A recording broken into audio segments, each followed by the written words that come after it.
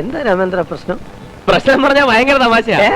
മുഖാമുഖം പരിപാടിയിൽ അവതാരകയോട് നീരസം പ്രകടിപ്പിച്ച് മുഖ്യമന്ത്രി. ചില മുതലാളിമാരൊക്കെ അങ്ങനെയാ പരമുള്ളേ.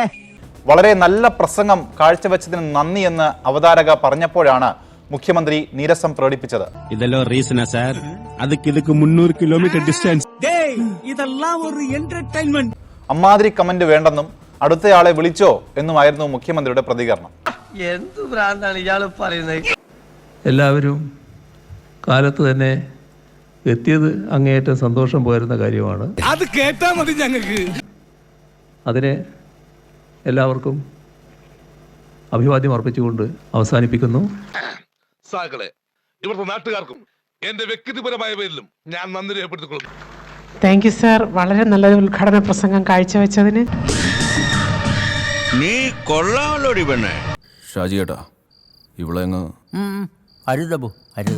വളരെ നല്ലൊരു ഉദ്ഘാടന പ്രസംഗം കാഴ്ചവെച്ചതിന്. അല്ല, അമ്മാതിരി കമന്റ് വേണ്ട കേട്ടോ. നിങ്ങൾ ആളെ വിളിച്ചിട്ട് ആളെ വിളിച്ചാൽ മതി.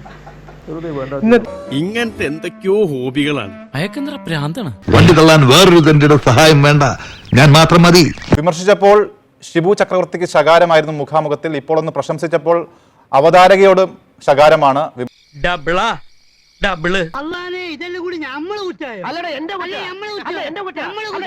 വിമർശിച്ചാലും പ്രശംസിച്ചാലും കുറ്റമാണ്.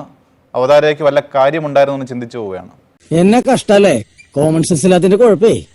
അല്ലെങ്കിൽ ബുദ്ധി പറഞ്ഞു കൊടുക്കാൻ അവൻ ആരെങ്കിലും വേണ്ടേ? ആകെയുള്ളൊരു തൊട്ടിക്കൂട്ടുകാരൻ. അനൂപ്, മുഖാമുഖം പരിപാടിയിൽ തുടർച്ചയായി ഇത്തരം സന്ദർഭങ്ങൾ ഉണ്ടാകുന്നു എന്നതാണ് ഏറ്റവും പ്രധാനപ്പെട്ട കാര്യം. അടി നടക്കാത്തത് ഭാഗ്യം എന്നുള്ളത് ചിന്തിക്കുന്ന ഒരാളാണ്.